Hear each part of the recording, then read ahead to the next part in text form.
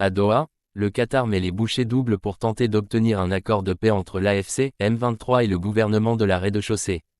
Le pays profite du deuxième sommet mondial pour le développement social pour appuyer sur plusieurs leviers et obtenir ses avancées.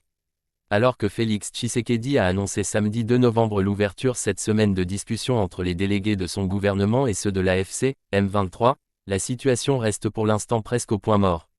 Les délégués sont bien à Doha, mais aucune avancée concrète n'a été enregistrée depuis le début de la semaine. Ils disent attendre les directives de la médiation. C'est une sorte d'impasse, reconnaît l'une des parties. Et l'autre confie à RFI, nous allons signer, oui, mais signer quoi? Les divergences portent toujours sur le principe de la restauration de l'autorité de l'État. Sur le terrain, l'AFC, M23 continue de renforcer son administration, avec notamment l'annonce des résultats des tests d'évaluation des candidats magistrats sur le territoire qu'il contrôle. Une démarche qui agace encore davantage Kinshasa. Des contacts qui ne sont pas rompus.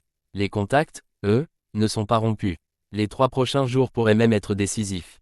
Pour tenter de relancer les choses, les autorités du Qatar accentuent leurs efforts.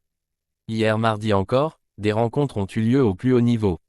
L'émir du Qatar, Cheikh Tamim Ben Hamad Al Thani, a reçu plusieurs chefs d'État, dont Félix Tshisekedi, Paul Kagame et William Ruto, en marge du deuxième sommet mondial pour le développement social.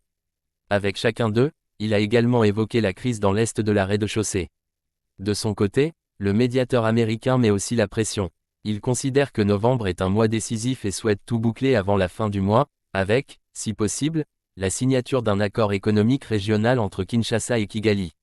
Mais cela ne pourra se faire qu'après la signature d'un accord entre le gouvernement congolais et l'AFC, M23.